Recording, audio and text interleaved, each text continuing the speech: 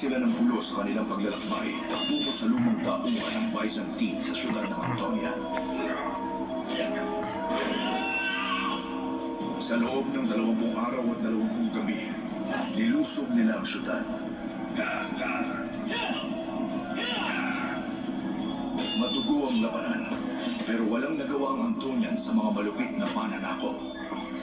Nang matapos ang labanan, napasakamay na nila ang syudad.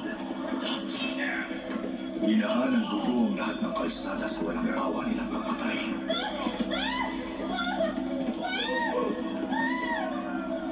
Pinahirapan nila ang lahat ng mamamayan doon.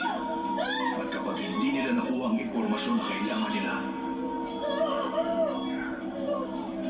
ayon sa kwento, alam ng Medicis na mayroon talagang nakatagong kayamanan si King Solomon sa Antonia, kung saan inilipat isang siglo na ang nakararaan gamit ang malaking barko na ang tawag ay Stout.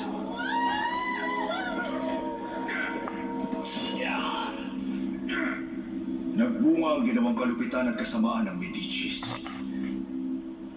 Nakita nila ang matagal nang nawawalang lagusan ng libingan.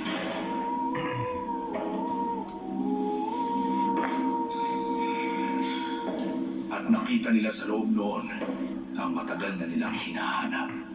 Ninakaw nila ang kayamanan ng hari at sa tulong ng malaking pwersa ni Marco Polo, dinala ang kayamanan sa kanyang barko papunta sa Venice. Maraming may gustong kumuha sa ninakaw ng Medicis. Tinago ng magkakapatid ang kayamanan sa ilalim ng nakalutang na syudad at pinatay ang lahat ng tumulong sa paglilibing nito. Hindi nagtagal, kinitil nila ang kanilang sariling buhay at ang kayamanan ay nawalang muli. Parang isang kwento na hindi mo talaga paniniwalaan. Ilang piraso ng kayamanan ni Medici ang nahanap na, pero kaunti talaga. Paano mo nalaman? Eksperto siya.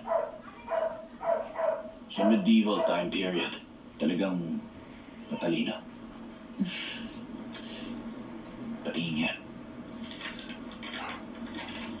Tingin ko, parang coordinates to. Malamang ito ang hinahanap ng daddy ko.